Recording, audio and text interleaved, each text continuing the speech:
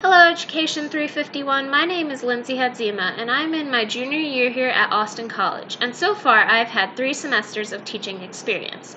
For this semester's teaching experience, I taught at Fred Douglass Early Childhood Center. This school teaches Head Start as well as pre-K.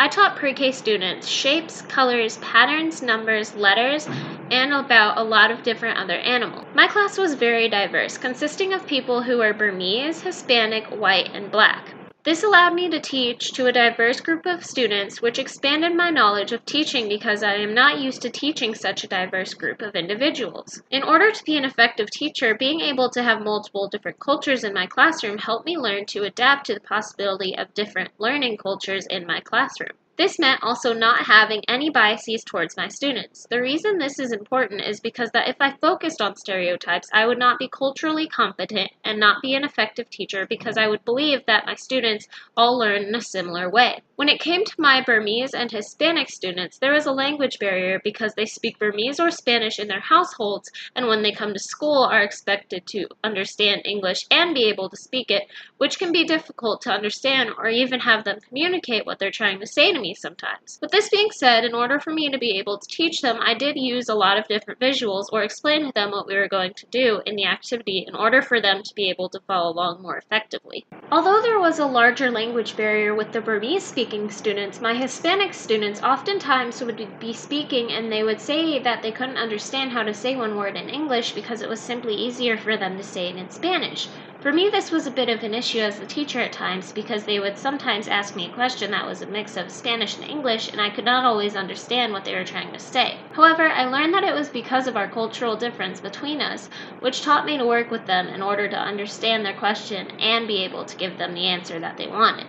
When it comes to being an effective teacher, I also had to understand that I could not get upset with them because they could not understand, since their home environment was different than their school environment. When it came to my diverse classroom, I learned that I cannot simply put all my students into a similar mold because they are of the same race or practice similar cultural beliefs. I learned throughout my weeks of teaching that every single one of my students, no matter what their cultural background was, they were all extremely cool and quirky little individuals. I believe that this helped me to be an even more effective teacher when it came to diversity because I recognized the different ways that they all learned and embraced that in order to give them the attention that they needed to give them the best opportunity to learn. Although I have learned about diversity when it comes to being an effective teacher, I still believe that I need to learn more about different cultures as well as low-income students and students below the poverty line. Even though I did learn a lot from the book Teaching with Poverty in Mind, I still believe that I could learn a lot more on how to pick up on students who are low income and how to help them when it comes to solving problems they may be experiencing that might hinder their ability to learn. The reason I say this is because personally I'm from an affluent family, and because of this I cannot relate to the struggles of poverty. I would say this is a weakness of mine because I've never had to face poverty myself, nor have I ever been around it. In order to lessen this weakness, I will make more of an effort to understand those who are in poverty and their struggles not only in my classroom but in my life as well.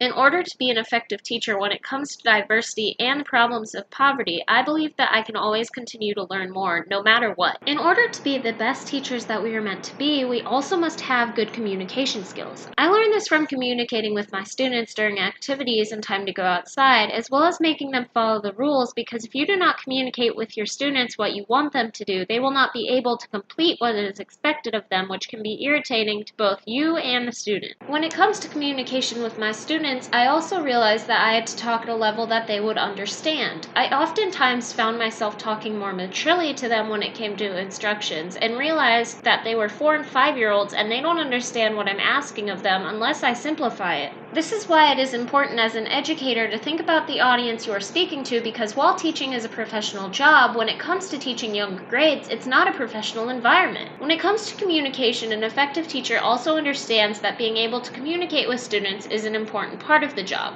When it comes to this, I noticed that I was extremely shy with my students when I first started communicating with them because I was afraid that I was going to mess up.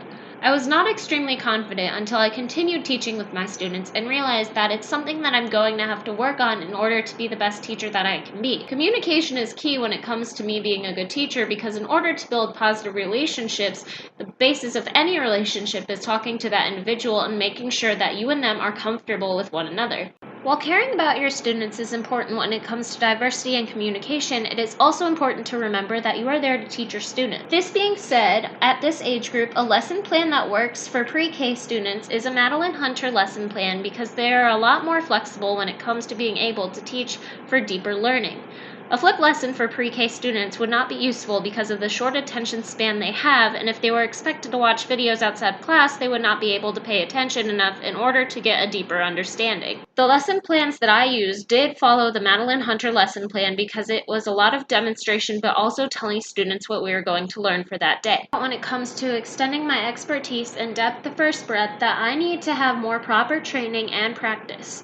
With this being said, I believe that I could get involved in programs that teach me about both depth and breadth in order to be an even more effective teacher. An important tool that will help me be an even more effective teacher is technology. Technology and learning have been connected for a long time, and through my teaching, I've learned about students being able to use iPads to complete objectives that are required for them to move on. I have also learned a lot about technology this semester because I was able to learn about GoNoodle, Starfall, and Brain Games, as well as Osmo. This helped me understand that technology is important in classrooms because while most people believe that technology can destroy people's brains, these apps help to further students' education because it is something that sticks with them. I intend to integrate technology into my teaching by allowing my students to use iPads as well as a projector to be able to share their artwork and get feedback from me as well as their fellow classmates. Overall this semester, I've learned a lot about diversity, communication, technology, and teaching in general. I discovered that while I'm able to understand that there are different cultures, I never really conceptualized that in the classroom. One of my weaknesses that I discussed earlier is that I do not have a full understanding of poverty. I learned more about that by being in a classroom where some of my students were below the poverty line. Another weakness that I worked on throughout the semester was my confidence when it came to talking in front of students. Although I have these weaknesses, I did not let them hinder my teaching ability. In the future, I plan to take Education 475 in the spring semester of 2019 in order to further expand my education and knowledge of being a teacher before I go out into the real world.